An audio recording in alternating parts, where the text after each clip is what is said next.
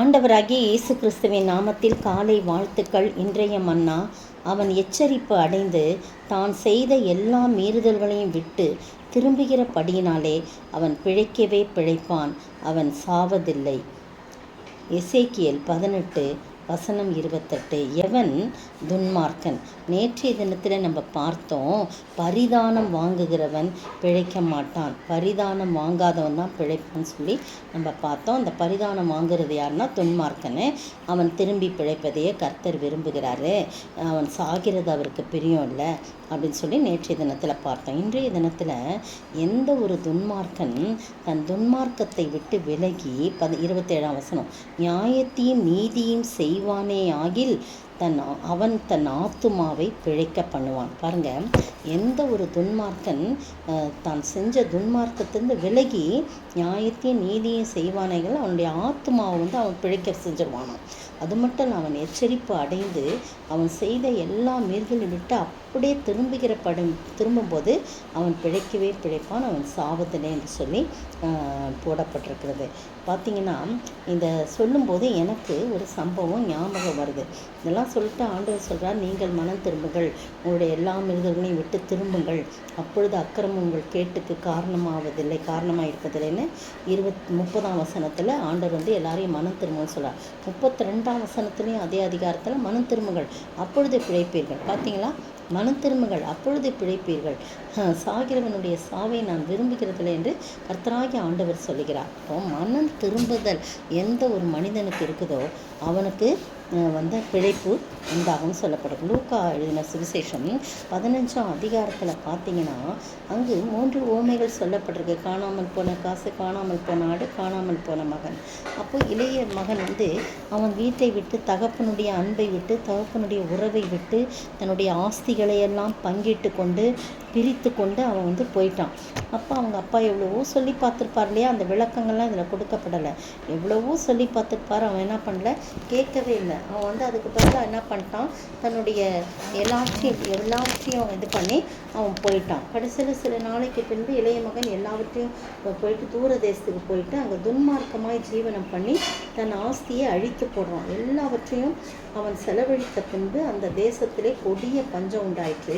அப்பொழுது அவன் குறைவுபட தொடங்குறான். ஒன்றுமே காசு இல்லை, ஒன்றும் இல்லை, எல்லாம் ஃப்ரெண்ட்ஸ் எல்லாம் போயிட்டாங்க, அவன்கிட்ட காசு இல்லைன்னு தெரிஞ்சவொடனே பஞ்சம் வேற வந்துடுது.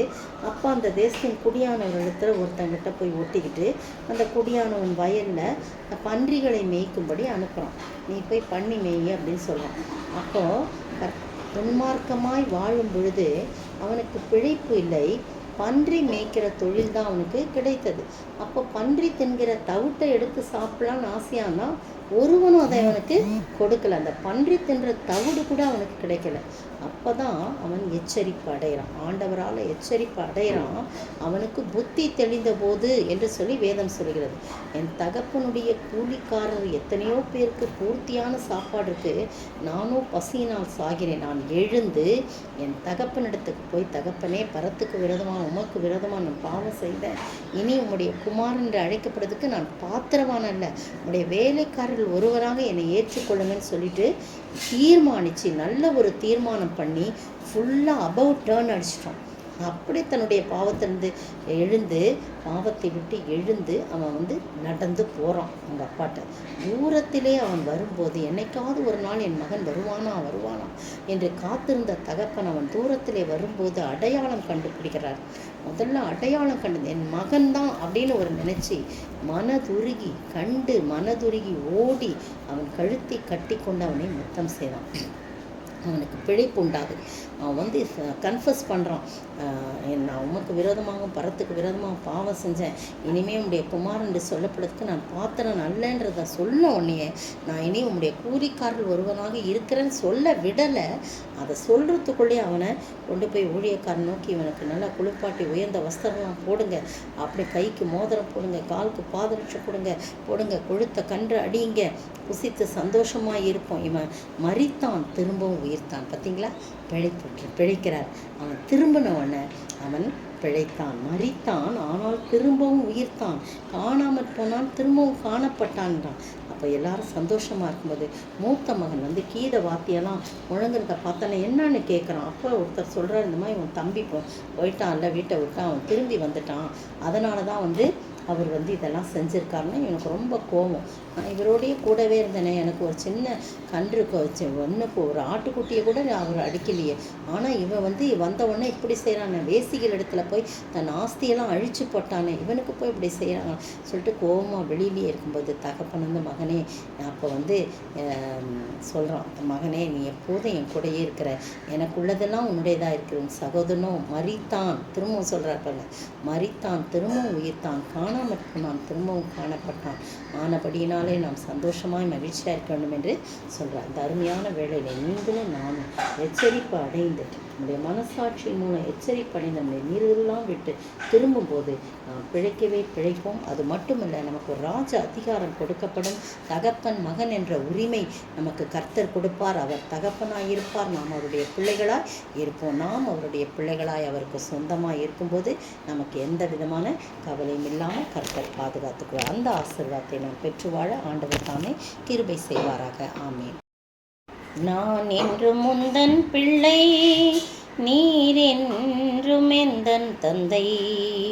நான் என்றும் முந்தன் பிள்ளை, நீர் என்றும் எந்தன் தந்தை. தேவனே நானும் சொந்தம், தேவனே நீர் என் தஞ்சம். நான் என்றும் முந்தன் பிள்ளை, நீர் என்றும் எந்தன் தந்தை.